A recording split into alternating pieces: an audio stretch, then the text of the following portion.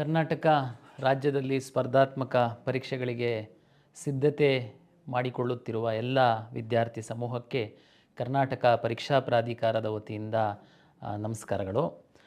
ತಮಗೆಲ್ಲ ಗೊತ್ತಿರುವಂತೆ ಒಳ ಮೀಸಲಾತಿಯ ಒಂದು ನಿರ್ಧಾರದ ಹಿನ್ನೆಲೆಯಲ್ಲಿ ಕಳೆದ ಸಾಕಷ್ಟು ತಿಂಗಳುಗಳ ಕಾಲ ಯಾವುದೇ ಹೊಸ ನೋಟಿಫಿಕೇಷನ್ಗಳು ಬಂದಿರಲಿಲ್ಲ. ಪ್ರಾಧಿಕಾರದ ವತಿಯಿಂದ ಯಾವುದೇ ಎಕ್ಸಾಮ್ ಸಹ ಪೆಂಡಿಂಗ್ ಇರಲಿಲ್ಲ. ನಮ್ಮದು CET ಎಕ್ಸಾಮ್ಸ್ ಮಾತ್ರ ಇತ್ತು. ಒಳ ಮೀಸಲಾತಿ ಆದೇಶದಕ್ಕಿಂತ ಪೂರ್ವದಲ್ಲಿ ಯಾವುದೆಲ್ಲ ನೋಟಿಫಿಕೇಷನ್ ಆಗಿತ್ತು ನಮ್ಮದೆಲ್ಲ ಎಕ್ಸಾಮ್ ಮುಗಿಸಿ ಮೆರಿಟ್ ಲಿಸ್ಟನ್ನು ಹ್ಯಾಂಡ್ ಓವರ್ ಮಾಡಿದ್ವಿ. ತಮಗೆಲ್ಲ ಗೊತ್ತಿರುವಂತೆ ಈಗ ವಿವಿಧ ಇಲಾಖೆಗಳಿಂದ ನಮಗೆ 8 ಇಲಾಖೆಗಳ ಒಟ್ಟು 384 ನಾನ್ HK ಮತ್ತು 321 HKಗೆ ಸಂಬಂಧಪಟ್ಟಂತೆ ನಮಗೇನು ಪೋಸ್ಟ್ಗಳು ಬಂದಿತ್ತು ಅದನ್ನು ನಾವು ಅಧಿಸೂಚನೆಯನ್ನು ಹೊರಡಿಸಿದ್ದೀವಿ. ತಮಗೆಲ್ಲ ಗೊತ್ತಿರುವಂತೆ ಹೈದರಾಬಾದ್ ಕರ್ನಾಟಕಕ್ಕೆ ಸಂಬಂಧಪಟ್ಟಂಥ ಹುದ್ದೆಗಳಿಗೆ ಪ್ರತ್ಯೇಕ ನೋಟಿಫಿಕೇಷನ್ ಆಗಬೇಕು, ಪ್ರತ್ಯೇಕ ಎಕ್ಸಾಮ್ ಆಗಬೇಕು ಅನ್ನುವಂಥದ್ದು ಸರ್ಕಾರದ ಆದೇಶದ ಹಿನ್ನೆಲೆಯಲ್ಲಿ ನಾವು 2 ನೋಟಿಫಿಕೇಷನ್ ಮಾಡಿದ್ದೀವಿ. ಮುಂದಿನ ದಿನಗಳಲ್ಲಿ 2 ಪ್ರತ್ಯೇಕವಾಗಿ ನಾವು ಪರೀಕ್ಷೆಯನ್ನು ಸಹ ಮಾಡಿ ಪ್ರತ್ಯೇಕವಾಗಿಯೇ ನಾವು ಮೆರಿಟ್ ಲಿಸ್ಟನ್ನು ಸಂಬಂಧಪಟ್ಟ ಇಲಾಖೆಗೆ ಕೊಡಬೇಕಾಗುತ್ತೆ. ತಮಗೆಲ್ಲ ಗೊತ್ತಿರುವಂತೆ ಕರ್ನಾಟಕ ಪರೀಕ್ಷಾ ಪ್ರಾಧಿಕಾರ ಒನ್ ಟೈಮ್ ರಿಜಿಸ್ಟ್ರೇಷನ್ ಪ್ರೋಸೆಸ್ಸನ್ನು ಈಗಾಗಲೇ ಚಾಲನೆ ಕೊಟ್ಟಿತ್ತು. ಕೆಲವು ವಿದ್ಯಾರ್ಥಿಗಳು ರಿಜಿಸ್ಟ್ರೇಷನ್ ಮಾಡ್ಕೊಂಡಿದ್ದೀರ, ತಮ್ಮ ಕ್ರೆಡೆನ್ಷಿಯಲ್ಸ್ ಎಲ್ಲ ನಮ್ಮಲ್ಲಿದೆ. ಈಗ ಸಹ ನಾವು ಅದೇ ಒಂದು ಅಪ್ಲಿಕೇಶನನ್ನು ಈ ಒಂದು ನೋಟಿಫಿಕೇಷನ್ನಿನ ಹುದ್ದೆಗಳಿಗೆ ಸಹ ನಾವು ಯೂಸ್ ಮಾಡ್ತಾಯಿದ್ದೀವಿ.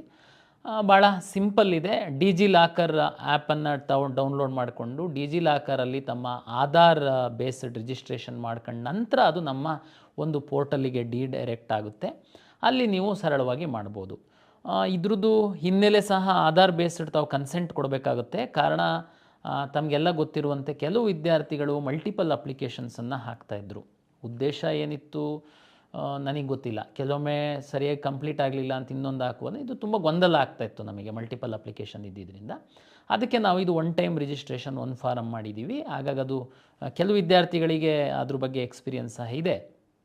ಹಾಗಾಗಿ ತುಂಬ ಸರಳ ಇದೆ. ಡಿಜಿಲಾಕರ್ ಅಪ್ಲಿಕೇಶನನ್ನು ತಾವು ಆ್ಯಪನ್ನು ಸಹ ಡೌನ್ಲೋಡ್ ಮಾಡಿ ರಿಜಿಸ್ಟ್ರೇಷನ್ ಮಾಡಿ ಆಧಾರ್ ಫಾರ್ಮಿಗೆ ಕನ್ಸೆಂಟ್ ಕೊಟ್ಟು ಆಧಾರ್ ಬೇಸ್ಡ್ ರಿಜಿಸ್ಟ್ರೇಷನ್ ಮಾಡುವಂತಹ ಒಂದು ಕ್ರಮ. ತಮಗೆಲ್ಲ ಗೊತ್ತಿರುವಂತೆ ಆಧಾರದಲ್ಲಿ ತಮ್ಮದು ಯಾವುದು ಫೋಟೋ ಇರುತ್ತೆ ಅದು ಆಟೋ ಹೆಚ್ಚಾಗಿ ನಮಗೆ ಫೋಟೋ ಬರುತ್ತೆ.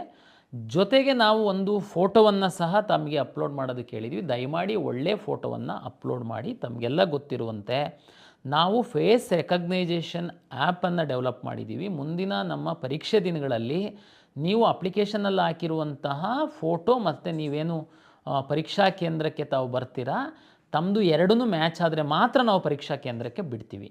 ನೀವು ಸೆಲ್ಫಿ ತೆಗೆಯುವಂಥದ್ದು ನಾವು ನೋಡಿದ್ದೀವಿ. ನಮ್ಮ CETಗೆ ಇಂಟ್ರೊಡ್ಯೂಸ್ ಮಾಡಿದಾಗ ಸೆಲ್ಫಿ ತೆಗೆದುಕೊಂಡು ಅಪ್ಲೋಡ್ ಮಾಡೋದು, ಬ್ಯಾಕ್ಗ್ರೌಂಡ್ ಏನೋ ಅಪ್ಲೋಡ್ ಮಾಡೋದು, ವಿಚಿತ್ರವಾದ ಫೋಟೋಗಳನ್ನೆಲ್ಲ ಅಪ್ಲೋಡ್ ಮಾಡೋದು ನಿಮ್ಮ ಪರೀಕ್ಷಾ ಕೇಂದ್ರಕ್ಕೆ ಪ್ರವೇಶ ಪಡೆಯೋದಕ್ಕಾಗಲ್ಲ. ಮತ್ತು ಆಮೇಲೆ ದೂರಬೇಡಿ ಪ್ರಾಧಿಕಾರನ. ದಯಮಾಡಿ ಒಂದು ಅಪ್ಲಿಕೇಶನ್ ಹಾಕುವಾಗ ಅದು ಒಂದು ಒನ್ ಟೈಮ್ ರಿಜಿಸ್ಟ್ರೇಷನ್ ಇದೆ. ಇನ್ನು 1-2 ವರ್ಷಗಳ ಕಾಲ ಯಾವ್ಯಾವ್ದು ನೋಟಿಫಿಕೇಷನ್ ಬಂದರೂ ಸಹ ಜಸ್ಟ್ ನೀವು ಅದೇ ಅಪ್ಲಿಕೇಶನನ್ನು ಯೂಸ್ ಮಾಡುವಂಥದ್ದು. ಒಂದು ಒಳ್ಳೆ ರೀತಿ ಬ್ಯಾಕ್ಗ್ರೌಂಡ್ ಇರುವಂತಹ ಸ್ಟುಡಿಯೋದಲ್ಲಿ ಒಂದು ಪಾಸ್ಪೋರ್ಟ್ ಸೈಜಿನ ಫೋಟೋನ ತೆಗೆದು ಅಪ್ಲೋಡ್ ಮಾಡಿ ಅಂತನ್ನುವಂಥದ್ದು ಒಂದು ವಿನಂತಿಯನ್ನು ತಮಗೆ ನಾನು ಮಾಡ್ತೀನಿ. ತಮಗೆಲ್ಲ ಗೊತ್ತಿರುವಂತೆ ರಿಸರ್ವೇಷನ್ಗೆ ಸಂಬಂಧಪಟ್ಟಂತೆ ಈಗಾಗಲೇ RD ನಂಬರನ್ನು ತಾವು ಹಾಕಬೇಕಾಗುತ್ತೆ. ಕಂದಾಯ ಇಲಾಖೆ ಸರ್ವಿಸಸ್ಸು ನಮ್ಮದು ಇಂಟಿಗ್ರೇಷನ್ ಇದೆ. ಅದು ಆಟೋ ಫೆಚ್ ಆಗಿ ಬರುತ್ತೆ. ತಮಗೆಲ್ಲ ಗೊತ್ತಿರುವಂತೆ 5 ವರ್ಷ ಲಿಮಿಟ್ ಇದೆ ಎಕ್ಸೆಪ್ಟ್ SC ST ಕೆಟಗರಿ 1 ಅವರಿಗೆ. ತಾವು ನಮ್ಮ ಅದನ್ನು ಅರ್ಜಿ ಸಲ್ಲಿಸುವಂತಹ ಸಂದರ್ಭದಲ್ಲಿ ಅದು ಅವಧಿ ಇರುವಂಥದ್ದನ್ನು ಖಾತ್ರಿಪಡಿಸ್ಕೊಳ್ಳಿ. ಆಮೇಲೆ ತಾವು SCಗೆ ಸಂಬಂಧಪಟ್ಟಂತೆ ಈಗ ತಮ್ಮ ಹತ್ರ SC ಸರ್ಟಿಫಿಕೇಟ್ ಇದೆ. SCನಲ್ಲಿ ಒಳ ಮೀಸಲಾತಿಗೆ ಸಂಬಂಧಪಟ್ಟಂತೆ ABC ಅಂತೇಳಿ ಕೆಟಗರಿ ಮಾಡಿದ್ದಾರೆ. ಆದರೆ ತಮ್ಮ ಹತ್ರ RD ನಂಬರ್ ಇಲ್ಲ. ಬಟ್ ಇವತ್ತು ತಮಗೆಲ್ಲ ಗೊತ್ತಿರುವಂತೆ ನಾವೇನು ಮಾಡಿದ್ದೀವಿ, ನೀವು SC ಸರ್ಟಿಫಿಕೇಟದ್ದು RD ನಂಬರ್ ಹಾಕೋದಕ್ಕೆ ಎನೇಬಲ್ ಮಾಡಿದ್ದೀವಿ. ಮತ್ತು ಡ್ರಾಪ್ ಡೌನ್ ಕೊಟ್ಟು ನೀವು Aನಾ Bನಾ Cನಾ ಅಂತನ್ನುವಂಥದ್ದನ್ನು ನಾವು ಕ್ಯಾಪ್ಚರ್ ಮಾಡ್ತಾಯಿದ್ದೀವಿ. ನಿಮ್ಮದು SC ಅಂತ ಯಾರು ಹಾಕಿರ್ತಾರೆ ಅವರಿಗೆ ಮಾತ್ರ ABC ಹಾಕುವಂಥದ್ದಕ್ಕೆ ಅವಕಾಶ ಇರುತ್ತೆ. ನಾವು ಮುಂದಿನ ದಿನಗಳಲ್ಲಿ ನಮಗಿನ್ನೂ ಸಾಕಷ್ಟು ಸಮಯ ಇದೆ. ಅಷ್ಟೊತ್ತಿಗೆ ಕಂದಾಯ ಇಲಾಖೆಯಲ್ಲಿ RD ನಂಬರ್ನ ಕೊಡ್ತಾರೆ ನಿಮಗೆ. ಆವಾಗ ನಾವು ನಿಮಗೆ ಆಲ್ ಟಿಕೆಟ್ ಬಿಡುವಂಥ ಸಂದರ್ಭದಲ್ಲೋ ಮತ್ಯಾವುದಾದ್ರೂ ಸಂದರ್ಭದಲ್ಲಿ ನಿಮಗೆ ಅದನ್ನು ನಾವು ಕ್ಯಾಪ್ಚರ್ ಮಾಡ್ತೀವಿ. ಆಲ್ರೆಡಿ RD ನಂಬರು SC ಅವ್ರದ್ದು ಇರುವಂಥದ್ದಿತ್ತು ಅಂದರೆ ಇವತ್ತಿನ ಒಂದು ಸಮಾಜ ಕಲ್ಯಾಣ ಇಲಾಖೆ ಸುತ್ತೋಲೆ ಪ್ರಕಾರ ಅದೇ ನಂಬರಿಗೆ ಅವರು ಸರ್ಟಿಫಿಕೇಟನ್ನು ಸಹ ಕೊಡುವಂಥದ್ದು ಒಂದು ತೀರ್ಮಾನವನ್ನು ಮಾಡಿದ್ದಾರೆ. ಬಟ್ ಅದಕ್ಕೇನು ಗಾಬರಿ ಆಗುವಂಥದ್ದಿಲ್ಲ. ಒಳ ಮೀಸಲಾತಿಗೆ ಸಂಬಂಧಪಟ್ಟಂತೆ ಏನು 101 ಜಾತಿಗಳಿಗೆ ಸರ್ಕಾರದ ಆದೇಶ ಇದೆ, ABC ನಾವು ಪ್ರಾವಿಷನ್ ಮಾಡಿದ್ದೀವಿ, ಅದನ್ನು ನೀವು ಟಿಕ್ ಮಾಡಬೇಕು. ಬಟ್ SC ಸರ್ಟಿಫಿಕೇಟ್ ಮಾತ್ರ ಹೆಚ್ಚಾಗಿ ವೆರಿಫೈ ಆಗಿರುತ್ತೆ. ABC ಇನ್ನೂ ವೆರಿಫಿಕೇಷನ್ ಆಗಿರಲ್ಲ, ಬಟ್ ನೀವು ನಮಗೆ ಸಬ್ಮಿಟ್ ಮಾಡಿರ್ತೀರ. ತಾವು ಮುಂದಿನ ದಿನಗಳಲ್ಲಿ ಅದನ್ನು ನಾವು ಕಲೆಕ್ಟ್ ಮಾಡ್ತೀವಿ. ಏಕೆಂತಂದರೆ ನಾವು ಮೆರಿಟ್ ಲಿಸ್ಟ್ ಅಷ್ಟೇ ಕೊಡುವಂಥದ್ದು. ನೇಮಕಾತಿ ಪ್ರಾಧಿಕಾರದ ಮುಂದೆ ತಾವು ಸೂಕ್ತ ದಾಖಲೆಗಳನ್ನು ಸಲ್ಲಿಸಬೇಕಾಗುತ್ತೆ. ಹಾಗಾಗಿ ಸಮಯ ಇದೆ. ತಮಗೆಲ್ಲ ಗೊತ್ತಿದೆ, ತಾವೀಗಾಗಲೇ ಸಾಕಷ್ಟು ತೊಂದರೆ ಅನುಭವಿಸಿದ್ದೀರಾ, ಸಾಕಷ್ಟು ದಿನಗಳಿಂದ ತಾವು ಓದ್ತಾ ಇದ್ದೀರಾ, ಯಾವುದೂ ಕಾಲ್ ಮಾಡಿಲ್ಲ ಅಂತ. ನಾವು ಈ ಸಣ್ಣ ಸಣ್ಣ ತಾಂತ್ರಿಕ ಕಾರಣಕ್ಕೆ ಡಿಲೇ ಮಾಡ್ತಾ ಹೋಯಿತು ಅಂತಂದರೆ ಸರಿಯಾಗಲ್ಲ ಅನ್ನುವ ಹಿನ್ನೆಲೆಯಲ್ಲಿ ನಾವು ನೋಟಿಫಿಕೇಷನ್ ಮಾಡಿದ್ದೀವಿ. ಇನ್ನೊಂದು ಅನುಕೂಲವನ್ನು ನಾವು ಏನು ಮಾಡಿದ್ದೀವಿ ಅಂತಂದರೆ, ನಮಗೆ 8 ಇಲಾಖೆಗಳಲ್ಲಿ ಬಂದಿರುವಂತಹ ಗ್ರೂಪ್ ಸಿನಲ್ಲಿ FDA ಮತ್ತು STA ಅಂದರೆ PUC ಮತ್ತು ತತ್ಸಮಾನ PUC ಮತ್ತು ಡಿಪ್ಲೊಮೊ ಆಧಾರಿತ ಕ್ವಾಲಿಫಿಕೇಷನ್ ಮೇಲಿರುವಂಥ ಹುದ್ದೆಗಳು ಮತ್ತು ಪದವಿ ಆಧಾರಿತ ಹುದ್ದೆಗಳೇನಿದೆ, ಇದನ್ನು ನಾವು ಒಂದೇ ಪಠ್ಯಕ್ರಮ, ತಮಗೆ ಗೊತ್ತಿದೆ DPAR ಇಂದ ಏನು ಇಶ್ಯೂ ಮಾಡಿರುವಂತಹ ಅಧಿಸೂಚನೆ ಪ್ರಕಾರ ಒಂದೇ ಪಠ್ಯಕ್ರಮ ಇರುತ್ತೆ. ಒಂದೊಂದು ಇಲಾಖೆಯಲ್ಲಿ ಬೇರೆ ಬೇರೆ ಹೆಸರುಗಳಿಂದ ಕರೀತಾರೆ ಆ ಗ್ರೂಪ್ ಸಿ ಹುದ್ದೆಗಳನ್ನ. ನಾವು ಒಂದೇ ಪಠ್ಯಕ್ರಮ ಇರುವಂತಹ ವಿವಿಧ ಇಲಾಖೆಯ ವಿವಿಧ ಹುದ್ದೆಗಳಿಗೆ ಒಂದೇ ಪರೀಕ್ಷೆಯನ್ನು ಮಾಡುವಂಥದ್ದಕ್ಕೆ ನಿರ್ಧಾರ ಮಾಡಿದ್ದೀವಿ. ಅಪ್ಲಿಕೇಶನ್ ಹಾಕುವಾಗ ಹೇಗೆ? ಅಪ್ಲಿಕೇಶನ್ ಹಾಕುವಾಗ ನೀವು ಪ್ರತಿಯೊಂದು ಹುದ್ದೆನ ತಾವು ಸೆಲೆಕ್ಟ್ ಮಾಡ್ಬೋದು. ತಮಗೆಲ್ಲ ಗೊತ್ತಿದೆ, ನಾನೇನಾದ್ರೂ ಡಿಫ್ರೆಂಟ್ ನೋಟಿಫಿಕೇಷನ್ಸ್ ಮಾಡಿದ್ದಿದ್ರೆ, ನೋಟಿಫಿಕೇಷನ್ ಅವ್ರು ನಾನು ಅಪ್ಲಿಕೇಶನ್ ಕರೆದಿದ್ದರೆ ಪ್ರತಿ ಅಪ್ಲಿಕೇಶನ್ನಿಗೆ 750 ರೂಪಾಯಿ ತಗೊಳ್ಬೇಕಾಗಿತ್ತು. ಬಟ್ ನಾವು ಒಂದೇ ಸರಿ ನೋಟಿಫಿಕೇಷನ್ ಮಾಡಿರೋದ್ರಿಂದ ನಾವು ಒಂದೇ ಪಠ್ಯಕ್ರಮ ಇರುವಂತಹ ಹುದ್ದೆಗಳಿಗೆ ತಾವೇನಾದರೂ ಅರ್ಜಿ ಹಾಕೋದಾದರೆ ಫಸ್ಟು ಅಪ್ಲಿಕೇಶನ್ನಿಗೆ 750 ಇರುತ್ತೆ. ಅದ್ರ ನಂತರ ತಾವು ಎಷ್ಟು ಹುದ್ದೆಗಳನ್ನ ಹಾಕಿದರೆ ಜಸ್ಟು ಒಂದೊಂದು ಹುದ್ದೆಗೆ 100 ರೂಪೀಸ್ ಅಷ್ಟೇ ಅದು ಆ್ಯಡ್ ಆಗ್ತಾ ಹೋಗುತ್ತೆ. ಹಾಗಾಗಿ ನಿಮಗೆ ಆರ್ಥಿಕವಾಗಿ ಸಹ ನಾವು ಏನು ಹೆಚ್ಚು ಹೊರೆ ಮಾಡಲಿಕ್ಕೆ ಹೋಗಿಲ್ಲ. ಸರ್ ಹೆಂಗೆ ಒಂದೇ ಪಠ್ಯಕ್ರಮ ಇದೆ, ನೀವು ಬೇರೆ ಬೇರೆ ಪರೀಕ್ಷೆ ಮಾಡಬೇಕು, ನಿಮಗೆ ಈಸಿ ಅನ್ನೋ ಕಾರಣಕ್ಕೆ ಒಂದೇ ಪರೀಕ್ಷೆ ಮಾಡಿಬಿಟ್ಟು ನೀವು ಕೊಟ್ಬಿಡ್ತೀರಾ? ಅದು ಅಲ್ಲ. ತಮಗೆಲ್ಲ ಗೊತ್ತಿದೆ, ತಾವು ಒಂದೇ ಪಠ್ಯಕ್ರಮ ಇದೆ, ಕೆಲವು ಇಲಾಖೆನಲ್ಲಿ 5 ಹುದ್ದೆ ಇದೆ, 10 ಹುದ್ದೆ ಇದೆ, ನೀವು ಸಹ ಎಷ್ಟು ಅಂತ ಎಕ್ಸಾಮ್ ಬರೀತೀರಾ. ಆದ್ದರಿಂದ ನಾವು ಒಂದೇ ಪರೀಕ್ಷೆಯನ್ನು ನಾವು ಮಾಡ್ತೀವಿ ಮತ್ತು ಮೆರಿಟ್ ಪಟ್ಟಿಯನ್ನು ನಾವು ಆಯಾಯ ಇಲಾಖೆಗೆ ಕಳಿಸ್ಕೊಡ್ತೀವಿ. ಅಲ್ಲೂ ನೀವು ಕೆಲವರು ಪ್ರಶ್ನೆ ಕೇಳ್ಬೋದು, ಏನಂತ, ಸರ್ ಅವ್ರ ಆದ್ಯತೆ ಕೇಳಬೇಕಾಗಿತ್ತು, ನೀವು ಸುಮ್ಮನೆ ಎಲ್ಲ ಇಲಾಖೆಗೆ ಎಲ್ಲರನ್ನೂ ಕಳಿಸಿದರೆ ಅಲ್ಲಿ ಸಹ ಫಿಲ್ ಆಗಲ್ಲ, ಅವ್ರು ಅಲ್ಲಿ ಸೇರ್ತಾರೆ, ಇಲ್ಲಿ ಬಿಡ್ತಾರೆ. ನೋಡಿ, ಕೆಲವೊಂದು ನಿರ್ಧಾರಗಳು ಮಾಡುವಂಥದ್ದಕ್ಕೆ ಅದರದ್ದೇ ಆದಂತಹ ಸಾಕಷ್ಟು ಸಮಯಗಳಿರುತ್ತೆ, ಲಿಮಿಟೇಷನ್ಸ್ ಇರುತ್ತೆ. ನಾವು ಕರ್ನಾಟಕ ಪರೀಕ್ಷಾ ಪ್ರಾಧಿಕಾರದವರು ಎಲ್ಲ ಇಲಾಖೆಯವರಿಗೆ ಹೀಗೆ ಮಾಡಿ ಅಂತ ನಾವು ಡೈರೆಕ್ಷನ್ ಕೊಡಲಿಕ್ಕಾಗಲ್ಲ. ಒಂದು ವೇಳೆ ನಾವು ಪ್ರಿಯಾರಿಟಿ ಕೇಳುವಂಥದ್ದಕ್ಕೂ ನಮಗೆ ಅವಕಾಶಗಳಿರಲ್ಲ. ಯಾಕೆಂದರೆ ಒಂದೊಂದು ಇಲಾಖೆ ಅವ್ರದ್ದು C&R ಬೇರೆ ಇದೆಲ್ಲ. ಹೇಗಿದ್ರೂ ತಮಗೆಲ್ಲ ಗೊತ್ತಿದೆ, ನಾವು ಮೆರಿಟ್ ಲಿಸ್ಟನ್ನು ಅವ್ರಿಗೆ ಕೊಟ್ಟ ಮೇಲೆ ಎಲ್ಲ ಇಲಾಖೆಯವರು 1:5, 1:10, 1:3 ಈ ರೀತಿ ಕರೀತಾರೆ. ವಿದ್ಯಾರ್ಥಿಗಳೆಲ್ಲರಿಗೂ ಅವರು ಆಯ್ಕೆ ಮಾಡ್ಕೊಳ್ತಾರೆ ಯಾವುದಕ್ಕೆ ಹೋಗಬೇಕು ಅಂತ, ಅವರಿಗೆ ಸ್ವತಂತ್ರ ಇರುತ್ತೆ. ಅದರ ಆದಮೇಲೆ ಕೆಳಗಡೆ ಇರೋರಿಗಂತೂ ಅಷ್ಟು ಹುದ್ದೆಗಳಂತೂ ತುಂಬಿಸ್ತಾರೆ. ಹಾಗಾಗಿ ತಾವು ಚಿಂತೆ ಮಾಡುವಂತಹ ಅಗತ್ಯ ಇಲ್ಲ. ಜೊತೆಗೆ ಒಂದು ವೇಳೆ ಎಕ್ಸಾಮು ಪಠ್ಯಕ್ರಮ ಬೇರೆ ಇದೆ, ಅದಕ್ಕೆ ಸಪ್ರೇಟ್ ನಾವು ಎಕ್ಸಾಮ್ ಮಾಡಬೇಕು ಅಂತಂದ್ರಂತೂ ಒಂದು ಹುದ್ದೆಗೆ ಏನು ನೀವು ಅಪ್ಲಿಕೇಶನ್ ಅದನ್ನು ಟಿಕ್ ಮಾಡ್ತೀರಾ, ತಾವು 750 ಕಟ್ಟಬೇಕಾಗುತ್ತೆ. ಎಕ್ಸಾಮ್ ಡೇಟಿಗೆ ಸಂಬಂಧಪಟ್ಟಂತೆ ತಮಗೆಲ್ಲ ನೆನಪಿರಬೇಕು, ಒಳ ಮೀಸಲಾತಿಯ ಒಂದು ತೀರ್ಮಾನ ಆಗುವವರೆಗೆ ಯಾವುದೇ ಅಧಿಸೂಚನೆ ಹೊರಡಿಸಬಾರ್ದು ಅಂತಂದಾಗ ನಾನೊಂದು ಪತ್ರಿಕಾ ಪ್ರಕಟಣೆ ಕೊಟ್ಟಿದ್ದೆ. ನಮ್ಮ ಪ್ರಾಧಿಕಾರಕ್ಕೆ ಇಷ್ಟು ಇಲಾಖೆಗಳ ಒಂದು ಹುದ್ದೆಗಳ ನೇಮಕಾತಿಗೆ ಮನವಿ ಬಂದಿದೆ, ಒಳ ಮೀಸಲಾತಿಗೆ ಸಂಬಂಧಪಟ್ಟಂತೆ ನಾವು ತಡೆ ಹಿಡ್ದಿರೋದ್ರಿಂದ ಅದು ಕ್ಲಿಯರ್ ಆಗ್ತಿದ್ದಂಗೆ ನಾವು ತಕ್ಷಣ ಎಕ್ಸಾಮ್ ಮಾಡ್ತೀವಿ, ತಾವು ಸಿದ್ಧತೆ ನಡೆಸಿ ಅಂತೇಳಿ.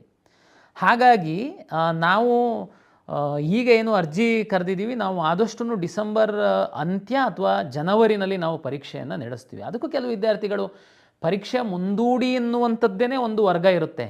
ಯಾವಾಗ ನೀವು 1 ವರ್ಷ ಬಿಟ್ಟು ಒಂದು ಎಕ್ಸಾಮ್ ಶೆಡ್ಯೂಲ್ ಮಾಡಿದ್ರೂ ಮುಂದೂಡಿ, ಆ ಮುಂದೂಡಿ ಎನ್ನುವಂಥದ್ದಕ್ಕೆ ಅವ್ರ ಹತ್ರ ಅವ್ರದ್ದೇ ಆದಂಥ ಸಾಕಷ್ಟು ರೀಸನ್ಗಳಿರುತ್ತೆ. ಬಟ್ ಆದರೆ ನಮಗೆ ಎಲ್ಲ ವಿದ್ಯಾರ್ಥಿಗಳ ಒಂದು ಹಿತದೃಷ್ಟಿಯಿಂದ ನಾವು ಕೆಲವೊಂದು ತೀರ್ಮಾನ ಮಾಡಿಕೊಡ್ಬೇಕಾಗುತ್ತೆ. ಅದಕ್ಕೆ ನಾನು ಹೇಳ್ತಾ ಇರೋದು, ಕೆಲವರಿಗೆ 10 ವರ್ಷ ಕೊಟ್ಟರು ತಮಗೆ ಸಮಯ ಸಾಕಾಗಲ್ಲ. ಹಾಗಾಗಿ ನಾನು ಈ ಹಿಂದೆಯೇ ತಾವು ಅಧಿಕೃತವಾಗಿ ನೋಡ್ಬೋದು, ನಮ್ಮ ವೆಬ್ಸೈಟಲ್ಲಿ ಹಾಕಿದ್ದೀವಿ, ಪತ್ರಿಕೆಯಲ್ಲಿ ಬಂದಿದೆ, ಇಷ್ಟು ಇಲಾಖೆ, ಅದೇ ಇಲಾಖೆಗಳಿಗೂ ನಾವೀಗ ನೋಟಿಫಿಕೇಷನ್ ಮಾಡಿರುವಂಥದ್ದು.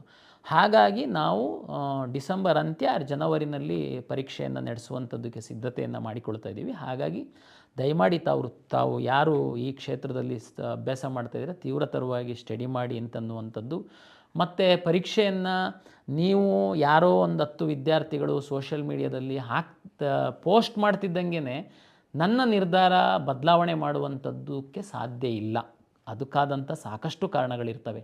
ಈಗಲೇ ನಾನು ಡಿಸೆಂಬರ್ ಅಂತ್ಯ ಜನವರಿ ಅಂತ ಹೇಳ್ತಿರುವಂಥದ್ದು ಕಾರಣ ಏನು ಅಂತಂದರೆ, ನಮಗೆ ಓನ್ಲಿ ಭಾನುವಾರ ಮಾತ್ರ ಪರೀಕ್ಷೆ ಮಾಡುವಂಥದ್ದಕ್ಕೆ ಅವಕಾಶ ಇದೆ. ತುಂಬ ಕಷ್ಟಪಟ್ಟು ರಿಕ್ವೆಸ್ಟ್ ಮಾಡಿದರೆ ಶನಿವಾರ ಮಧ್ಯಾಹ್ನ ಮೇಲೆ ಮಾಡೋದಕ್ಕೆ ಅನುಮತಿ ಕೊಡ್ತಾರೆ. ಎಕ್ಸಾಮಿನೇಷನ್ ಸೆಂಟ್ರ್ಗಳು ಬೇಕಾಗುತ್ತೆ. ಇದೇ ಸಂದರ್ಭದಲ್ಲಿ KPSC, UPSC, SSP, railway board ಎಲ್ಲ ಎಕ್ಸಾಮ್ ಮಾಡ್ತಾ ಇರ್ತಾರೆ. ನಾವು ಯಾವುದೋ ಒಂದು ಡೇಟನ್ನು ತುಂಬ ಕಷ್ಟಪಟ್ಟು ಪ್ಲ್ಯಾನ್ ಮಾಡಿ ಅವರಿಗೆಲ್ಲ ರಿಕ್ವೆಸ್ಟ್ ಮಾಡಿ ಎಲ್ಲ ಜಿಲ್ಲೆಗಳಿಗೆ ಲೆಟ್ರು ಬರೆದು ನಾವು ಒಂದು ಬುಕ್ ಮಾಡಿದ ಮೇಲೆ ಯಾರೋ ಒಂದು 10 ವಿದ್ಯಾರ್ಥಿಗಳಲ್ಲಿ ಸೋಷಿಯಲ್ ಮೀಡಿಯಾದಲ್ಲಿ ಹಾಕ್ಬಿಟ್ಟು ಪೋಸ್ಟ್ಪೋನ್ ಮಾಡಿ ಅದಕ್ಕೆಲ್ಲ ಅವಕಾಶ ಇಲ್ಲ. ನಾವು ಇಲ್ಲಿವರೆಗಂತೂ ಯಾವುದೂ ಮಾಡಿಲ್ಲ, ಮುಂದೆನೂ ಸಹ ನಾವು ಮಾಡಲ್ಲ. ನಾವು ವಿದ್ಯಾರ್ಥಿಗಳ ಹಿತದೃಷ್ಟಿ, ಕೆಲವು ವಿದ್ಯಾರ್ಥಿಗಳಲ್ಲ ಬಹುತೇಕ ವಿದ್ಯಾರ್ಥಿಗಳ ಹಿತದೃಷ್ಟಿಯಿಂದ ನಾವು ಕೆಲವು ತೀರ್ಮಾನ ಮಾಡಿದಾಗ ಇಲ್ಲಿವರೆಗೆ ಅದಕ್ಕೆ ನಾವು ಭದ್ರಾಗಿದ್ದೀವಿ, ಮುಂದೆ ಸಹ ನಾವು ಭದ್ರಾಗಿರ್ತೀವಿ ಅಂತ ಈ ಮಾತನ್ನು ಹೇಳ್ತಾ, ಅಂತಿಮವಾಗಿ ಪಾರದರ್ಶಕತೆ.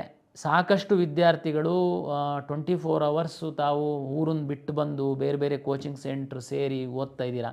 ನಿಮಗೆ ಅಂತಿಮವಾಗಿ ಏನು ನೀವು ಕಷ್ಟಪಟ್ಟಿರೋವಂಥದ್ದಕ್ಕೆ ನಿಮಗೆ ಪಾರದರ್ಶಕವಾಗಿ ಪರೀಕ್ಷೆ ಆಗಬೇಕು, ಫಲಿತಾಂಶ ಬರಬೇಕು, ನೇಮಕಾತಿ ಆಗಬೇಕು. ತಮಗೆಲ್ಲ ಗೊತ್ತಿದೆ, ವಿಲೇಜ್ ಅಕೌಂಟೆಂಟಲ್ಲಿ 1,000 ಹುದ್ದೆಗಳಿತ್ತು. 5 ಲಕ್ಷದಷ್ಟು ವಿದ್ಯಾರ್ಥಿಗಳು ಅರ್ಜಿ ಹಾಕಿದ್ರಿ. ಆವಾಗ 1,000 ಜನ ಟಾಪರ್ಸಿಗೆ ಉದ್ಯೋಗ ಸಿಗುತ್ತೆ. ಉಳಿದವರು ಬಾರ್ಡ್ರಲ್ಲಿ 1 ಮಾರ್ಕ್ಸು ಅರ್ಧ ಮಾರ್ಕ್ಸಲ್ಲಿ ಸಹ ಹೋಗ್ತಾರೆ. ಖಂಡಿತ ಅವರಿಗೆ ಬೇಜಾರಿದ್ದೇ ಇರುತ್ತೆ. ಅದರಲ್ಲಿ ಕೆಲವು ಪರ್ಸೆಂಟು ವಿದ್ಯಾರ್ಥಿಗಳು ಬೇರೆ ಬೇರೆ ರೀತಿಯ ಅಸಮಾಧಾನ ಸಹ ಹೊರಗಡೆ ಹಾಕ್ತಾರೆ. ಬಟ್ ಏನು ಮಾಡೋದು, ಅಷ್ಟು ಕಾಂಪಿಟೇಷನ್ ಇದೆ, ಹುದ್ದೆಗಳು ಕಡಿಮೆ ಇರುತ್ತೆ. ಹಾಗಾಗಿ ನಾವು ನಮ್ಮ ಶಕ್ತಿ ಮೀರಿ 100% 100%, 99 ಅಲ್ಲ 100% ಪಾರದರ್ಶಕವಾಗಿ ಪರೀಕ್ಷೆ ನಡೆಸಿ ನಾವು ಫಲಿತಾಂಶವನ್ನು ಕೊಡುವಂಥದ್ದಕ್ಕೆ ಏನೆಲ್ಲ ಬೇಕೋ ಆ ವ್ಯವಸ್ಥೆಗಳನ್ನ ನಾವು ಮಾಡ್ಕೊಂಡು ಬಂದಿದ್ದೀವಿ. ಅದನ್ನು ತಮಗೆಲ್ಲರಿಗೂ ಗೊತ್ತಿದೆ, ಅದನ್ನು ನಾವು ಮುಂದುವರಿಸ್ತೀವಿ. ವಿಧಾನ ಪರಿಷತ್ ಪರೀಕ್ಷೆಯಲ್ಲಿ ಮೊದಲ ಬಾರಿಗೆ ನಾವು OMR ಶೀಟಲ್ಲಿ 5 ಬಬಲ್ಗಳನ್ನು ಅಂದರೆ 5 ಸರ್ಕಲ್ಗಳನ್ನು ನಾವು ಇಂಟ್ರೊಡ್ಯೂಸ್ ಮಾಡಿದ್ವಿ. ತಮಗೆಲ್ಲ ಗೊತ್ತು, ಒಂದು ಪ್ರಶ್ನೆಗೆ 4 ಉತ್ತರಗಳಿರುತ್ತೆ. ಅದರಲ್ಲಿ ಯಾವುದಾದ್ರೂ ಒಂದು ಸರಿ ಉತ್ತರವನ್ನು ತಾವು ಹಾಕಬೇಕು. 1/4 ಯಾವುದೂ ಆನ್ಸರ್ ಮಾಡಲಿಲ್ಲ ಅಂತಂದರೆ 1/4 ಮಾರ್ಕ್ಸನ್ನು ನಾವು ಕಟ್ ಮಾಡ್ತೀವಿ. ಅಂದರೆ ನೆಗೆಟಿವ್ ವ್ಯಾಲ್ಯೂಯೇಷನ್ ಇತ್ತೀಚಿನ ಎಲ್ಲ ಪರೀಕ್ಷೆಗಳಲ್ಲಿ ಇರುವಂಥದ್ದು. ಕೆಲವು ವಿದ್ಯಾರ್ಥಿಗಳು ನೆಗೆಟಿವ್ ವ್ಯಾಲ್ಯೂಯೇಷನ್ ಇರುವಂಥ ಕಾರಣಕ್ಕೆ ಆನ್ಸರ್ ಗೊತ್ತೇ ಇಲ್ಲ ಅಂತಂದರೆ ತಾವೆಲ್ಲದನ್ನು ಬಿಟ್ಬಿಡ್ತಿದ್ರಿ. ಅದು ಸಹಜ ಸಹ. ಇಲ್ಲಾಂದರೆ ಮಿಸ್ಸಾಗಿ ತಪ್ಪಾಗ್ಬಿಡ್ತು ಅಂದರೆ 1/4 ಕಟ್ ಆಗುತ್ತೆ ಅಂತ. ಕೆಲವು ವಿದ್ಯಾರ್ಥಿಗಳು ಮಧ್ಯವರ್ತಿಗಳು ವಿದ್ಯಾರ್ಥಿಗಳಿಗೆ ಅಪ್ರೋಚ್ ಆಗಿ, ನೀವೇನು ಚಿಂತೆ ಮಾಡಬೇಡಿ, ನೀವು ಯಾವುದು ಬಿಟ್ಟಿರ್ತೀರ ನಾವು ಅಲ್ಲಿ ತುಂಬಿಸ್ತೀವಿ, ಹಾಗೆ ಮಾಡ್ತೀವಿ ಹೀಗೆ ಮಾಡ್ತೀವಿ ಅಂತ ಸುಮ್ಮನೆ ಅವರಿಗೆ ಮೋಸ ಮಾಡ್ತಾಯಿದ್ರು. ಅವರಿಗೆ ಯಾರೂ ಪರಿಚಯ ಇಲ್ಲ, ತುಂಬಿಸ್ಲಿಕ್ಕೆ ಸಾಧ್ಯ ಇಲ್ಲ. ನಾವು KE ಒಳಗಡೆ ಅವ್ರಿಗೆ ಬಿಟ್ಕೊಳ್ಳೋದು ಇಲ್ಲ. ನಮ್ಮದು ಅದು ಎಲ್ಲ ಹೈ ಸ್ಟ್ಯಾಂಡರ್ಡ್ ಸೆಕ್ಯೂರಿಟಿ ಮೆಜರ್ಸ್ ಎಲ್ಲ ಅಳವಡಿಸ್ಕೊಂಡು ನಾವು ಮಾಡ್ತಾ ಇರುವಂಥದ್ದು. ಅದು ಯಾವುದಕ್ಕೆ ಅವಕಾಶ ಇಲ್ಲ. ಬಟ್ ಆದ್ರೂ ಕೆಲವು ವಿದ್ಯಾರ್ಥಿಗಳಿಗೆ ಎಲ್ಲೋ ಒಂದು ಸಣ್ಣ ಅನುಮಾನ ಇದ್ದೇ ಇರುತ್ತೆ. ಹೌದಲ್ಲ, ಅವ್ರು ಯಾರೋ ಹೇಳ್ತಾ ಇದ್ದಾರೆ ಅಂದರೆ ಏನಾದರೂ ಇರ್ಬೋದಲ್ವಾ ಈ ವ್ಯವಸ್ಥೆ ಒಳಗಡೆ. ಅದಕ್ಕೆ ಅನುಮಾನನೇ ಬೇಡ. ಅದಕ್ಕೆ ನಾನು 5ನೇ ಬಬಲ್ ಇಂಟ್ರೊಡ್ಯೂಸ್ ಮಾಡಿದ್ದೀನಿ. 4 ಉತ್ತರಕ್ಕೆ 4 1 2 3 4 ಇರುತ್ತೆ. 5th one ಇರುತ್ತೆ. ಆಯಿತು, ನಿಮಗೆ ಉತ್ತರ ಗೊತ್ತಿಲ್ಲ, ಯಾವುದು ಉತ್ತರ ಗೊತ್ತಿಲ್ಲ, 5ನೇ ಬಬಲ್ ಟಿಕ್ ಮಾಡಿ. ಇಲ್ಲ ಸರ್, ನೀವು ಕೊಟ್ಟಿರೋ ಸಮಯದಲ್ಲೇ ಅದು ಟಿಕ್ ಮಾಡೋಕ್ಕೆ ಹೋದರೆ ನಮಗೆ ಅನ್ಯಾಯ ಆಗುತ್ತೆ. ನಾವು ಲಾಸ್ಟ್ ಬೆಲ್ ಆದಮೇಲೆ ನಿಮಗೆ 5 ಮಿನಿಟ್ಸ್ ಟೈಮ್ ಕೊಡ್ತೀವಿ ಅಂತ ನಾವು ಡಿಸೈಡ್ ಮಾಡಿದ್ದೀವಿ. 5 ಮಿನಿಟ್ಸು ನೀವು ಮ್ಯಾಕ್ಸಿಮಮ್ 25% ಅಷ್ಟು ಆನ್ಸರ್ ಗೊತ್ತಿಲ್ಲ ಅಂತಂದರೆ ಅಷ್ಟು ಕ್ವಶನ್ಸಿಗೆ ನೀವು ಬಬಲ್ ಮಾಡೋದಕ್ಕೆ 5 ನಿಮಿಷ ತುಂಬ ಜಾಸ್ತಿ ಆಯಿತು. ನಾವು ಅದನ್ನೆಲ್ಲ ನಾನೇ ಸ್ವತಃ ಬಬಲ್ ಮಾಡಿ 1 ನಿಮಿಷಕ್ಕೆ ಎಷ್ಟು ಬಬಲ್ ಮಾಡ್ಬೋದು ಅನ್ನುವಂಥದ್ದು ನೋಡಿ ಡಿಸೈಡ್ ಮಾಡಿದ್ದೀವಿ. ಹಾಗಾಗಿ ವಿದ್ಯಾರ್ಥಿಗಳಲ್ಲಿ ವಿನಂತಿ, ದಯಮಾಡಿ ತಾವು ಇದಕ್ಕೆ ಸಹಕಾರ ನೀಡಿ. ನಿಮಗೆ ಗೊತ್ತಿಲ್ಲ ಅಂತಂದರೆ 5ನೇ ಬಬಲನ್ನು ಟಿಕ್ ಮಾಡಿ. ಕೆಲವು ವಿತಂಡ ಮಾಡುವಂತಹ ವಿದ್ಯಾರ್ಥಿಗಳು ಇರ್ತಾರೆ, ಇಲ್ಲ ನಾನು ತುಂಬಲ್ಲ, ಓಕೆ, ನೋ ಪ್ರಾಬ್ಲಮ್. ನಾವು ಎಲ್ಲ ರೂಮ್ ಸೂಪರ್ವೈಸರ್ಸು ಏನು ಇನ್ವಿಜಿಲೇಟರ್ ಇರ್ತಾರೆ ಅವರಿಗೆ ಕ್ಲಿಯರ್ ಇನ್ಸ್ಟ್ರಕ್ಷನ್ಸ್ ಕೊಟ್ಟಿದ್ದೀವಿ. ಬೆಲ್ಲಾದ ನಂತರ 5 ನಿಮಿಷ ಟೈಮ್ ಕೊಡಬೇಕು. ಆದಷ್ಟು ಯಾವುದೂ ಬಬಲ್ನ ಅವನು ಬಾಕಿ ಇಲ್ದಿರೋ ಥರ ನೀವು ಎನ್ಶೋರ್ ಮಾಡಬೇಕು, ನೋಡಿ ತುಂಬಿಸ್ಬೇಕು ಅಂತ. ಆದರೂ ಯಾರಾದರೂ ಒಬ್ಬರು ವಿದ್ಯಾರ್ಥಿಗಳು ತುಂಬಲ್ಲ, 5ನೇ ಬಬಲ್ ತುಂಬಲ್ಲ, ನೋ ಪ್ರಾಬ್ಲಮ್, ನಾವೇನು ತಲೆ ಬಿಸಿ ಇಲ್ಲ. ನೀವು ತುಂಬಿಲ್ಲ, ಅದಕ್ಕೆ ಸಹ 1/4 ಕಟ್ ಮಾಡ್ತೀವಿ ನಾವು. ಅಲ್ಲಿಗೆ ನೀವು ಯಾವುದಾದ್ರೂ ಗೊತ್ತಿಲ್ಲ ಅಂತಂದರೆ 5th ತುಂಬಿ, ನಾನು ತುಂಬೋದೇ ಇಲ್ಲ, ಓಕೆ, ನೋ ಪ್ರಾಬ್ಲಮ್, ನಾವು ಅದಕ್ಕೆ ಸಹ 1/4 ತುಂಬ್ತೀವಿ. ನಾವು ಕ್ಲಿಯರ್ ಇನ್ಸ್ಟ್ರಕ್ಷನ್ಸು ನೋಟಿಫಿಕೇಷನಲ್ಲಿ ಕೊಟ್ಟಿದ್ದೀವಿ, ಪೇಪರ್ ಅಡ್ವರ್ಟೈಸ್ಮೆಂಟಲ್ಲಿ ಕೊಟ್ಟಿದ್ದೀವಿ, ನೆಕ್ಸ್ಟ್ OMR ಶೀಟಲ್ಲಿ ಸಹ ಕೊಡ್ತೀವಿ. ಹಾಗಾಗಿ ನಾವು ಏನು ಬಾದರ್ ಮಾಡಲ್ಲ. ಬಟ್ ನಿಮಗೆ ಒಂದು ರಿಕ್ವೆಸ್ಟ್ ಮಾಡ್ತಾ ಇದ್ದೀವಿ, ಇದು ಪಾರದರ್ಶಕತೆಯ ಒಂದು ಹೆಜ್ಜೆ ಆಗಿರೋದ್ರಿಂದ ತಾವು ದಯಮಾಡಿ ಸಹಕಾರ ನೀಡಿ. ಯಾರು ಅರ್ಹರಿದ್ದಾರೆ, ಯಾರು ಕಷ್ಟಪಟ್ಟು ಓದಿದ್ದಾರೆ ಅವರಿಗೆ ಒಂದು ಉದ್ಯೋಗ ಸಿಕ್ಕಲಿ ಇದರಲ್ಲಿ ಯಾವುದೇ ಅನುಮಾನಗಳು ಬೇಡ ಅಂತ. ಇಲ್ಲಾಂದ್ರೆ ಅದು ತುಂಬಿಲ್ಲ ಅಂತಂದರೆ ಆಗ್ತಿತ್ತಾ? ಇಲ್ಲ, ಖಂಡಿತ ಇಲ್ಲ. ಬಟ್ ಅದರ ಅನುಮಾನ ಇತ್ತು ಕೆಲವು ವಿದ್ಯಾರ್ಥಿಗಳಲ್ಲಿ. ಆ ಅನುಮಾನಕ್ಕೂ ಎಡೆ ಮಾಡಿಕೊಡಬಾರ್ದು ಅಂತನ್ನುವಂಥದ್ದಕ್ಕೆ ನಾವು ಮಾಡಿದ್ವಿ. ಮತ್ತು ಮುಂದುವರೆದು ತಮಗೆಲ್ಲ ಗೊತ್ತಿದೆ, ನಾವು ಇತ್ತೀಚಿನ ಪರೀಕ್ಷೆಗಳಲ್ಲಿ ಸೆಂಟರ್ ವಾರು ಎಲ್ಲ OMR ಶೀಟ್ಗಳನ್ನೂ ನಾವು ವೆಬ್ಸೈಟಲ್ಲಿ ಅಪ್ಲೋಡ್ ಮಾಡ್ತಾಯಿದ್ದೀವಿ. ನೀವೇ ವ್ಯಾಲ್ಯೂಯೇಷನ್ ಮಾಡ್ಕೊಂಡ್ಬಿಡಿ. ಕೆಲವು ವಿದ್ಯಾರ್ಥಿಗಳು ಪಾಪ ಬೆಂಗಳೂರಿಗೆ ಬಂದಿರ್ತೀರಾ, ಇಲ್ಲಿ ಸಾಕಷ್ಟು ಹಣ ವ್ಯಯ ಮಾಡಿರ್ತೀರಾ, ಬಟ್ ಸಕ್ಸಸ್ ಆಗ್ತಾ ಇರಲ್ಲ ಬೇರೆ ಬೇರೆ ಕಾರಣಗಳಿಗೋಸ್ಕರ. ಬಟ್ ಅದನ್ನೇ ನೇರವಾಗಿ ಮನೆಯವ್ರಿಗೆ ಹೇಳಲಿಕ್ಕಾಗಲ್ಲ, ಸಾಕಷ್ಟು ಖರ್ಚು ಮಾಡಿರ್ತೀರಾ. ಹಾಗಾಗಿ ಸರಿ ತುಂಬ ಚೆನ್ನಾಗಿ ಎಕ್ಸಾಮ್ ಮಾಡಿದ್ವಿ, ಏನೇನೋ ಮೋಸ ಆಗಿಬಿಡ್ತು ಅಂತ. ಅದಕ್ಕೆ ಇಲ್ಲ, ನಿಮ್ಮ ಮನೆಯವ್ರು ಸಹ ನಿಮ್ಮದು ರಿಜಿಸ್ಟ್ರ್ ನಂಬರ್, ನೀವು ಉದಾಹರಣೆಗೆ ಯಾವುದೋ ಒಂದು ಪರೀಕ್ಷಾ ಕೇಂದ್ರದಲ್ಲಿ ಎಕ್ಸಾಮ್ ಬರೆದಿದ್ದೀರಾ ಅಂತಂದರೆ ನಮ್ಮ ವೆಬ್ಸೈಟಿಗೆ ಹೋಗಲಿ, ಚೆಕ್ ಮಾಡಲಿ. ನಿಮ್ಮ ಮನೆಯವ್ರು ಸಹ ನಿಮ್ಮದು OMR ನೋಡ್ಬೋದು, ನೀವು ನಿಮ್ಮ ಫ್ರೆಂಡ್ಸ್ OMR ನೋಡ್ಬೋದು. ಹಾಗಾಗಿ ಯಾವುದು ಮುಚ್ಚಿಟ್ಟು ಮಾಡುವಂಥದ್ದು ಇಲ್ಲವೇ ಇಲ್ಲ. ಅಷ್ಟು ಪಾರದರ್ಶಕವಾಗಿ ಮಾಡುವಂಥದ್ದಕ್ಕೆ ಪ್ರಾಧಿಕಾರ ಎಲ್ಲ ಸಿದ್ಧತೆಯನ್ನು ಮಾಡಿಕೊಂಡಿದೆ. ಹಾಗಾಗಿ ಯಾರು ಕಷ್ಟಪಟ್ಟು ಓದ್ತಾ ಇದ್ದೀರಾ ತಮಗೆ ಉದ್ಯೋಗ ಸಿಗುತ್ತೆ. ತಾವು ಶ್ರಮಪಟ್ಟು ಅಭ್ಯಾಸ ಮಾಡಿ ಅಂತೇಳಿ ಹೇಳ್ತಾ, ನಮಗೆ ಕೆಲವರಿಗೆ ಏನು ಕ್ವಾಲಿಫಿಕೇಷನ್ನು ಮತ್ತೊಂದು ಇದು ವರ್ಗೀಕರಣ. ಕರ್ನಾಟಕ ಪರೀಕ್ಷಾ ಪ್ರಾಧಿಕಾರ ವಿವಿಧ ಇಲಾಖೆಗಳು ಏನು ರೋಸ್ಟರ್ನ ಮಾಡಿ ನಮಗೆ ಹುದ್ದೆಗಳ ವರ್ಗೀಕರಣ ಮಾಡಿ ನಮಗೆ ಕೊಡ್ತಾರೆ, ಮತ್ತು ಯಾವ ಹುದ್ದೆಗೆ ಏನು ಕ್ವಾಲಿಫಿಕೇಷನ್ ಅಂತೇಳಿ ನಮಗೆ ತಿಳಿಸ್ತಾರೆ, ಅದನ್ನು ನಾವು ಅಧಿಸೂಚನೆ ಹೊರಡಿಸಿ ನಿಮ್ಮಿಂದ ಅಪ್ಲಿಕೇಶನನ್ನು ತೆಗೆದುಕೊಂಡು ಪರೀಕ್ಷೆ ನಡೆಸಿ ನಾವು ಮೆರಿಟ್ ಲಿಸ್ಟನ್ನು ಇಲಾಖೆ ಕೊಡುವಂಥ ಕೆಲಸ ಅಷ್ಟೇ. ಈ ಕ್ವಾಲಿಫಿಕೇಷನಿಗೆ ಯಾಕೆ ಕೊಟ್ಟಿಲ್ಲ, ಆ ಕ್ವಾಲಿಫಿಕೇಷನಿಗೆ ಯಾಕೆ ಕೊಟ್ಟಿಲ್ಲ, ಅದು ಆಯಾಯ ಇಲಾಖೆಗಳು ಏನು C&R ಮಾಡಿರ್ತಾರೆ, ಕೇಡರ್ ಆ್ಯಂಡ್ ರಿಕ್ರೂಟ್ಮೆಂಟ್ ರೂಲ್ಸ್ ಇರುತ್ತೆ. ಅದರ ಆಧಾರದ ಮೇಲೆ ಅವರು ನಮಗೆ ಹುದ್ದೆಗಳ ವರ್ಗೀಕರಣ ಮತ್ತು ಆ ಹುದ್ದೆಗೆ ನಿಗದಿಪಡಿಸಿರುವಂತಹ ವಿದ್ಯಾರ್ಹತೆಯನ್ನು ನಮಗೆ ಕೊಟ್ಟಿರ್ತಾರೆ. ಹಾಗಾಗಿ ಅದರಲ್ಲಿ ನಮ್ಮದು ಯಾವುದು ಪಾತ್ರ ಇರಲ್ಲ, ಮತ್ತು ಇಲಾಖೆಯವ್ರದ್ದು ಪಾತ್ರ ಇರಲ್ಲ. ಅದು ಎಲ್ಲ ಕ್ಯಾಬಿನೆಟಿಗೆ ಹೋಗಿ C&R ಅಪ್ರೂವಲ್ ಆಗಿರುವಂಥದ್ದು, ಅದರಂತೆ ಕೊಟ್ಟಿರ್ತಾರೆ. ಯಾರೋ ಕೆಲವರೆಲ್ಲ ಫೋನ್ ಮಾಡಿದರು, ಸೋಷಿಯಲ್ ಮೀಡಿಯಾದಲ್ಲಿ ಹಾಕಿದ್ರು ಅಂತ ಹೇಳೋದಕ್ಕೆ ನಿಮಗೆ ಕ್ಲಾರಿಫೈ ಮಾಡ್ತಾಯಿದ್ದೀನಿ. ಹಾಗಾಗಿ ಈಗ ಮತ್ತೆ ಕರ್ನಾಟಕ ಪರೀಕ್ಷಾ ಪ್ರಾಧಿಕಾರಕ್ಕೆ ಇಲ್ಲಿವರೆಗೆ ಅಂದರೆ ನಿನ್ನೆವರೆಗೆ ಯಾವ ಇಲಾಖೆಯವರು ನಮಗೆ ಕೊಟ್ಟಿದ್ದರು ಅದನ್ನು ನಾನು ಪಬ್ಲಿಷ್ ಮಾಡಿದ್ದೀನಿ, ಒಳ ಮೀಸಲಾತಿ ಅಳವಡಿಸಿ. ಇನ್ನು ಯಾವುದೂ ಇಲ್ಲ. ನಮ್ಮದು ಯಾವುದಾದ್ರೂ ಇಲಾಖೆಗಳದ್ದು ಬಂತು ಅಂತಂದರೆ ನಾನು ಅಧಿಸೂಚನೆಯನ್ನು ಹೊರಡಿಸ್ತೀನಿ. ಸರ್ಕಾರ ಕ್ಲಿಯರೆನ್ಸ್ ಕೊಟ್ಟಿದೆ, ಹಂತವಾಗಿ ಬರ್ತಾ ಹೋಗ್ಬೋದು. ಹಾಗಾಗಿ ಏನು ಸ್ಪರ್ಧಾತ್ಮಕ ಪರೀಕ್ಷೆಗೆ ಸಿದ್ಧತೆಯನ್ನು ನಡೆಸ್ತಿರುವಂಥವ್ರು ತಾವು ಕಂಟಿನ್ಯೂ ಮಾಡಿ, ತಮಗೆ ಯಶಸ್ಸು ಸಿಗುತ್ತೆ. ಗಾಳಿ ಸುದ್ದಿಗಳಿಗೆ ಕಿವಿ ಕೊಡಬೇಡಿ. ಯಾರಾದರೂ ಮಧ್ಯವರ್ತಿಗಳು ಅವರು ಇವರು ನಿಮಗೇನಾದ್ರೂ ಆಸೆ ಆಮಿಷ ತೋರಿಸೋದಕ್ಕೆ ಬಂದರೆ ದಯಮಾಡಿ ನಂಬೇಡಿ. ಸಾಧ್ಯ ಆದರೆ ನಮಗೆ ಗಮನಕ್ಕೆ ತನ್ನಿ, ನಾವು ಅವ್ರನ್ನ ವಿಚಾರಿಸ್ಕೊಳ್ತೀವಿ. ಬಟ್ ನೀವು ಮಾತ್ರ ನಾವು ಪಾರದರ್ಶಕತೆಯಲ್ಲಿ ಯಾವುದೇ ಒಂದು ಕಾಂಪ್ರಮೈಸ್ ಇಲ್ಲ. ಹಾಗಾಗಿ ತಾವು ಧೈರ್ಯವಾಗಿ ಓದ್ಬೋದು ಅಂತೇಳಿ ಪ್ರಾಧಿಕಾರದ ಒಂದು ಕಾರ್ಯನಿರ್ವಾಹಕ ನಿರ್ದೇಶಕನಾಗಿ ನಿಮಗೆ ಒಂದು ಭರವಸೆಯನ್ನು ನೀಡ್ತಾ, ಎಲ್ಲರಿಗೂ ಯಶಸ್ಸು ಸಿಗಲಿ. ಯಾವುದೇ ಅನುಮಾನ ಇಲ್ಲದೆ ತಾವು ಅಪ್ಲಿಕೇಶನ್ ತುಂಬಿ, ಆಮೇಲೆ ಪ್ರತಿ ಅಪ್ಲಿಕೇಶನ್ನು ತುಂಬುವಂತಹ ಸಂದರ್ಭದಲ್ಲಿ ನಮಗೆ ಅಪ್ಲಿಕೇಶನ್ ಹಾಕುವಾಗ ತಪ್ಪು ಹಾಕುವಂಥದ್ದು ಎಡಿಟ್. ದಯಮಾಡಿ ಫೈನಲ್ ಸಬ್ಮಿಟ್ ಅಂತೇಳಿ ಒಂದು ಬಟನ್ ಇದೆ. ಆ ಫೈನಲ್ ಸಬ್ಮಿಟ್ ಮಾಡೋದಕ್ಕೆ ಮೊದಲು ತಾವು ವಾಪಸ್ ಹೋಗಿ ಎಲ್ಲ ಅಪ್ಲಿಕೇಶನ್ ಎಲ್ಲ ಕಾಲಮನ್ನು ನೋಡಿ ಕರೆಕ್ಟ್ ಇದೆ ಅಂತಂದರೆ ಫೈನಲ್ ಸಬ್ಮಿಟ್ ಮಾಡಿ. ಫೈನಲ್ ಸಬ್ಮಿಟ್ ಮಾಡಿದ ನಂತರ ಮತ್ತೆ ನಾವು ಎಡಿಟಿಗೆ ಕೊಡಲ್ಲ. ಯಾಕೆಂದರೆ ಅಲ್ಲಿವರೆಗೆ ನಾವು ಏನೆಲ್ಲ ನೀವು ಮಾಡ್ಕೊಳಕ್ಕಿದೆ. ದಯಮಾಡಿ ಫೈನಲ್ ಸಬ್ಮಿಟ್ ಮಾಡೋದಕ್ಕೆ ಮೊದಲು ಕರೆಕ್ಟು ನೋಡ್ಕೊಳ್ಳಿ ಎಲ್ಲದೂ ನಿಮ್ಮ ಒಂದು ಕ್ರೆಡೆನ್ಷಿಯಲ್ಸ್ ಅಂತೇಳಿ ವಿನಂತಿಯನ್ನು ಮಾಡಿಕೊಳ್ತಾ, ಎಲ್ಲ ಸ್ಪರ್ಧಾತ್ಮಕ ಪರೀಕ್ಷೆಗೆ ಸಿದ್ಧತೆ ನಡೆಸಿರುವಂತಹ ವಿದ್ಯಾರ್ಥಿಗಳಿಗೆ ಕರ್ನಾಟಕ ಪರೀಕ್ಷಾ ಪ್ರಾಧಿಕಾರದಿಂದ ಮತ್ತೊಮ್ಮೆ ನಮಸ್ಕಾರ.